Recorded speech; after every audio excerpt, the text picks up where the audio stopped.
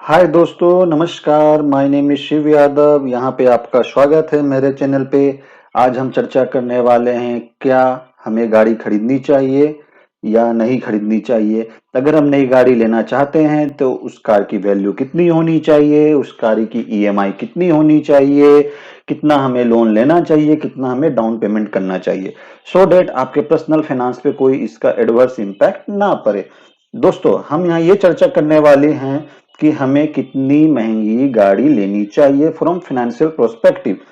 अगर आपने डिसाइड कर लिया है कि आप गाड़ी खरीदना चाहते हैं तो यहाँ नेक्स्ट क्वेश्चन सबके मन में ये आ जाता है कि हमारे गाड़ी का बजट कितनी होनी चाहिए, या दूसरे शब्दों में अगर हम कहें तो हम ये जानना चाहते हैं कि what should be maximum value of your car so that it will not give you any adverse impact in your pocket. यहाँ पे सबसे अच्छी बात यह है कि यहाँ पे हम चर्चा करने वाले हैं 3 thumbs rules through which we can decide what should be your car value, what should be your car EMI, and what should be your down payment amount. So if we will follow these 3 thumb rules, we will have healthy financial and personal। दोस्तों, जब बात गाड़ी खरीदने की आती है तब हमें काफी डिफरेंट डिफरेंट गाड़ियां पसंद आती है। सम टाइम हम सोचते हैं क्या हमें हैचबैक लेना चाहिए, या क्या हमें सेडान कार लेनी चाहिए, क्या हमें एसयूवी गाड़ी लेनी चाहिए, क्या हमें अपनी गाड़ी में एयरबैग लगवाना चाहिए या नहीं लगवाना चाहिए, because each and every features what we are going to add in our car that is going to cost you, whether we should have ABS, EBD or not. Obviously we should have a safety feature, but क्या आपका personal finance आपको allow करता है different different गाड़ियां लेने के लिए। अब यहाँ पे हम बात ये कर लेते हैं कि क्या हमें जितनी लग्जरी चाहिए या जितना लग्जरी में अफोर्ड कर सकता हूं, क्या उतनी महंगी गाड़ी हमें ले लेना चाहिए या नहीं लेना चाहिए।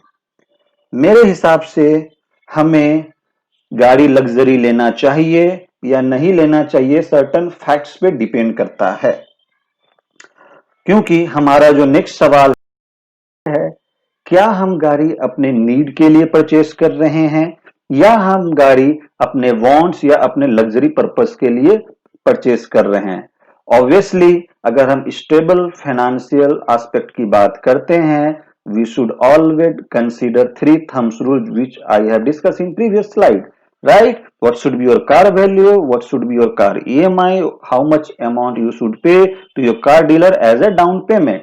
So यहाँ पे सबसे पहले हम बात करेंगे नीड की, later on we will discuss on luxury.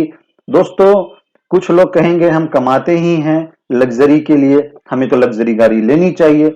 बिल्कुल दोस्तों, मैं यहाँ लग्जरी के खिलाफ नहीं हूं, मैं यहाँ पे कार लोन में लेने के खिलाफ हूं।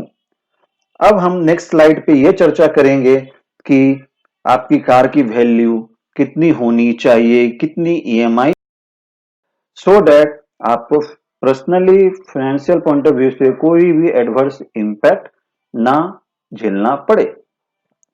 दोस्तों, ये 3 thumb rules basic thumb rules है और हम ये मान के चल रहे हैं कि you are belongs to middle class family, और मे भी आप अपर मिडिल क्लास फैमिली से बिलोंग कर सकते हो, इसमें कोई दो राय नहीं है। जब हम बात करते हैं मैक्सिमम कार वैल्यू की, तो इसकी थंब रूल है whatever your family income और your monthly salary, whatever you are getting in your bank account, you may have a one source of income और you may have a multiple source of income. अगर आपके पास 2 source of income है तो आप दोनों को add कर लीजिए। लेट से यहाँ पे एग्जांपल के तौर पे हम ये लेते हैं कि बंदे की जो है monthly salary 75,000 rupees per month है, तो उसकी कार की वैल्यू क्या होनी चाहिए। Thumb rule 1 says maximum car value should be 10 times of your monthly income or your family income.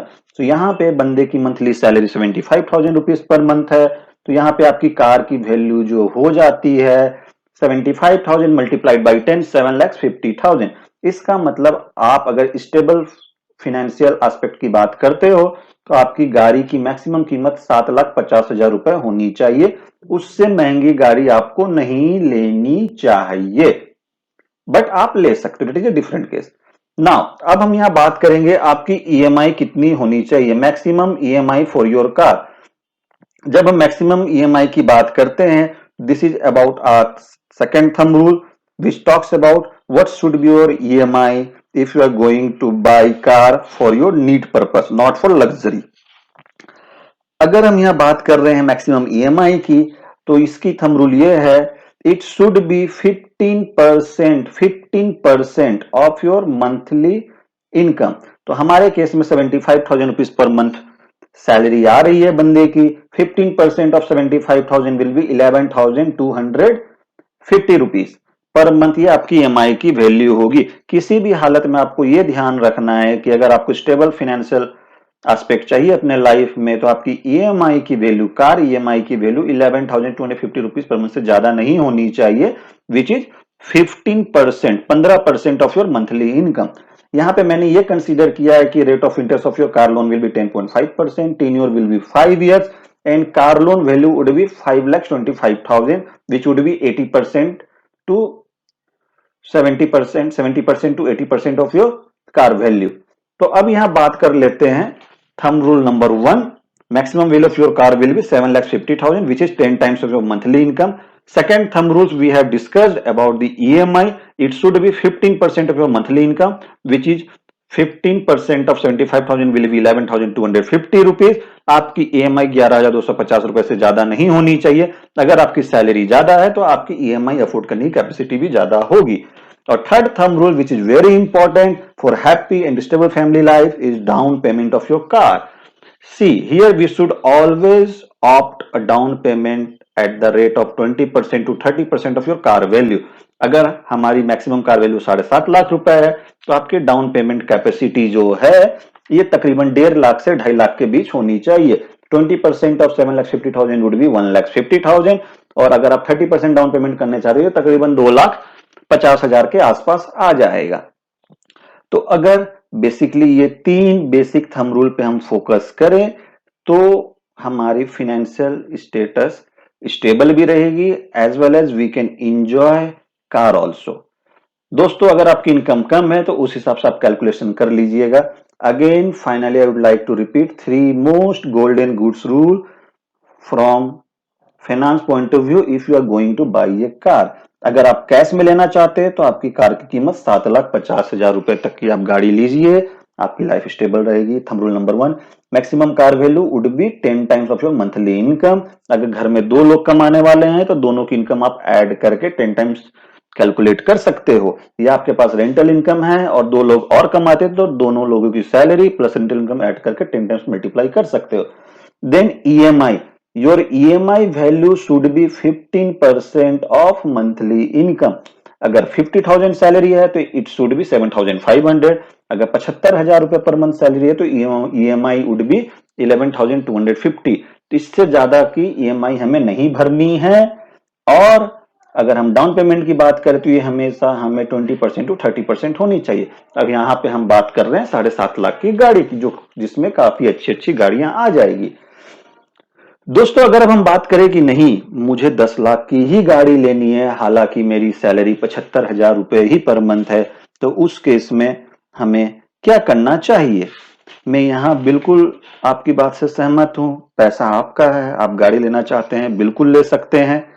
लेकिन यहाँ पे ध्यान रखने वाली बात यह है, अगर आप 10 लाख रुपए की गाड़ी लेना चाहते हैं तो मैं आपको रिक्वेस्ट ये करूंगा, आपकी जो EMI है उसकी वैल्यू 11,250 रुपए से ऊपर नहीं होनी चाहिए। अगर आपकी सैलरी 75,000 है, हालांकि आप गाड़ी 10 लाख की लेना चाहते हैं तो आप अपने डाउन पेमेंट को बढ़ा दीजिए। इन दैट केस आपकी डाउन पेमेंट तकरीबन 4.5 से 5 लाख रुपए हो जाएगी, which you can collect from your saving as well as from your investment. उसको आप इनकैश करके ले सकते हो।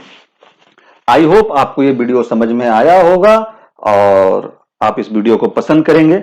अगर आपको ये वीडियो पसंद आया तो इसे जरूर लाइक कीजिए और हमारे चैनल को सब्सक्राइब कीजिए। In coming future we will share with you so many things which will be related to personal finance. Again, thank you. Keep remember 3 golden goods rule: maximum car value 10 times of your monthly income, maximum car EMI 15% of your monthly income, and down payment should be 20 to 30% of car value. It will make you happy life and you will enjoy car driving. You will easily afford petrol and maintenance. No worry. Keep in touch with us. Thank you for watching. Bye bye, take care.